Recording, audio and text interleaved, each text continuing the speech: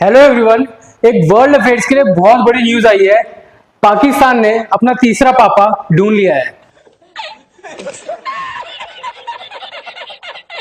Normally जब घर में बच्चा पैदा होता है तो बधाई दी जाती है कि एक बच्चा हुआ है, दो बच्चे हुए, तीन बच्चे हुए हैं।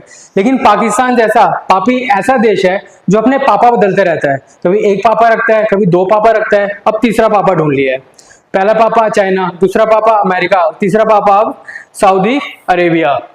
देखिए, ऑपरेशन सिंदूर में बुरी तरह पिटने के बाद पाकिस्तान को ये चीज तो समझ आ गई थी कि वो अकेला इंडिया का मुकाबला नहीं कर सकता, इसलिए उसको किसी गोद में जाके नए पापा ढूंढने पड़ेंगे।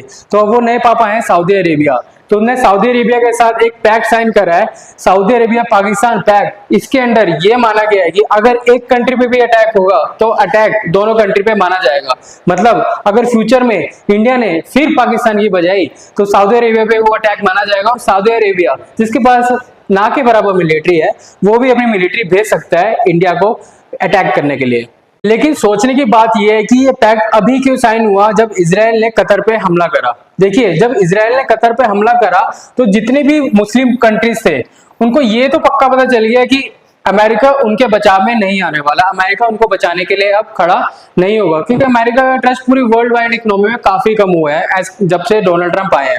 इसलिए अब मुस्लिम मेजोरिटी कंट्री डिमांड कर रही है खासकर, और ये डिमांड पाकिस्तान से आई है कि एक मुस्लिम नाटो बनाना चाहिए। मुस्लिम नाटो का मतलब ये है कि अगर एक कंट्री पे भी अटैक होगा तो वो सभी मुस्लिम कंट्री पे माना जाएगा, और सभी मुस्लिम कंट्री उस कंट्री को, जिस कंट्री ने अटैक करा है उसको वो इकट्ठा मिलके अटैक कर सकती हैं। एज ए इंडियन मुझे किसके लिए चिंता होनी चाहिए? अपने देश भारत के लिए। अब भारत में अगर पाकिस्तान जैसी कंट्री दूसरी मुस्लिम मेजोरिटी कंट्री से जाके हाथ मिला रही है, इसका मतलब भारत को अपना डिफेंस बजट बढ़ाना पड़ेगा।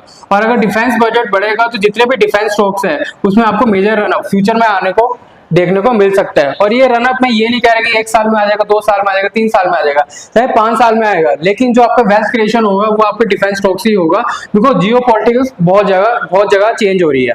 अब यहाँ पे पूरा पाकिस्तान बसा हुआ है, तो यहाँ पे इंडिया को किसी भी हालत में अपनी मिलिट्री डिप्लॉय करके रखनी पड़ेगी, और डिफेंस बजट बढ़ा के यहाँ पे मिलिट्री बढ़ाने भी पड़ेगी, इक्विपमेंट बढ़ाने भी पड़ेंगे।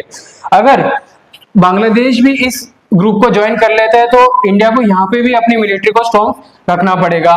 मालदीव भी एंटी इंडिया स्टांस लेके काफी टाइम बाद काम कर चुका है। ईरान, टर्की, ये सारे एंटी इंडिया स्टांस लेके काम करते हैं, बिकॉज इनका एक ही चीज मानना है कि भाई इंडिया एक हिंदू राष्ट्र है तो इसको किसी तरह कन्वर्ट करना है। तो अब इंडिया के लिए बहुत बड़ी ये जियोपॉलिटिकल न्यूज है, और इंडिया के लिए और इंडिया के डिफेंस स्टॉक्स के लिए बहुत बड़ी अपॉर्चुनिटी है कि वो अपना डिफेंस बजट बढ़ाए, डिफेंस एक्सपोर्ट करे, और जिससे मेजर रना पाएगा। अगर आपने वेल्थ क्रिएशन करना है तो डिफेंस स्टॉक्स पे जरूर नजर बनाए रखिएगा, और अपने पोर्टफोलियो को इस हिसाब से डिजाइन करिएगा ताकि उसमें डिफेंस स्टॉक्स की जरूरत हो और वहां पे जगह भी हो।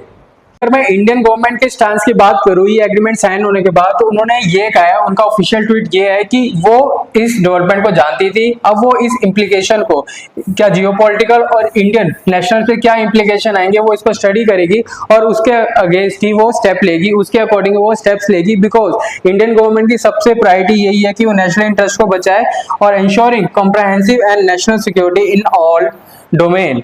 तो इसको देख के एज पर दिस ट्वीट यही होगा कि वो सऊदी अरेबिया से जरूर बात करेगी कि अगर फ्यूचर में उन्होंने पाकिस्तान को अटैक करा तो क्या सऊदी अरेबिया उस जंग में कूदेगा या नहीं कूदेगा।